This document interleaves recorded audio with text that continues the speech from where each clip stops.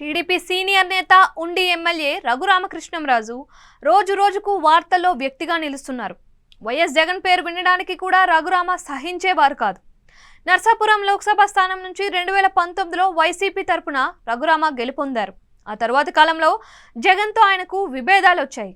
జగన్ కోటరీలోని 4-5 తాము తప్ప మరెవరూ నాయకుడికి దగ్గర కాకూడదు అనే కుట్రలో భాగంగానే రఘురామ దూరమయ్యారని వైసీపీ నాయకులు చెబుతూ ఉంటారు. సాధారణంగా అధికార పార్టీలోకి ప్రతిపక్ష పార్టీ నాయకులు వెళుతూ ఉంటారు. కానీ రఘురామ ఎందుకు రివర్స్? రఘురామను వైసీపీకి దూరం చేయడంతో పాటు ఆయనపై కేసుల వరకు జగన్ ప్రభుత్వం వెళ్ళింది. తనను చంపాలని చూశారని రఘురామ ఎన్నోసార్లు వాపోయారు. దీంతో జగన్ను అభ్యంతకర భాషలో ఆయన తిడుతూ వచ్చారు. ఇవన్నీ గతంలో జరిగాయి. టీడీపీ అనుకూల ఛానల్ నిర్వహించిన డిబేట్లో జగన్ను టచ్ చేసినప్పుడు ఆయన ఫీలింగ్స్ ఏంటని ప్రెజెంటర్ ప్రశ్నించగా మామూలుగానే ఉన్నారని రఘురామ చెప్పారు.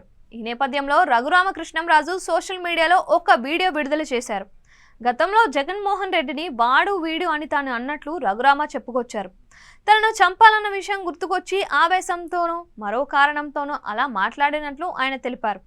ఇప్పటి నుంచి జగన్మోహన్ రెడ్డి గారు అని పిలుస్తాను అన్నారు.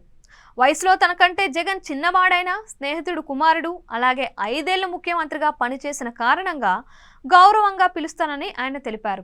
రఘురామకృష్ణంరాజు వైఖరి టీడీపీ ఆ పార్టీ అనుకూల మీడియాకు జీర్ణం కావడం లేదు. జగన్ను నిత్యం తిడుతూ ఉండాలనేది వారి కోరిక. పైపచ్చు ఇటీవల ఒక ఇంటర్వ్యూలో చంద్రబాబు తన సామాజిక వర్గానికి పెద్దపీట వేస్తారని నర్మగర్భ కామెంట్స్ చేశారు. జగన్పై సానుకూల ధోరణి, ఇదే సందర్భంలో చంద్రబాబుపై వ్యతిరేకత రఘురామలో చూడొచ్చు. టీడీపీ ఎమ్మెల్యే అయిన రఘురామలోనే ఇంత తక్కువ సమయంలో భారీ మార్పు కనిపిస్తే ఇక జనం మాటేంటి అనే ప్రశ్న ఉత్పన్నమైంది. జగన్పై సానుకూల ధోరణి ఏర్పడుతోంది అనేందుకు రఘురామలో వచ్చిన మార్పే నిదర్శనంగా వైసీపీ ప్రచారం చేస్తూ ఉండటం విశేషం.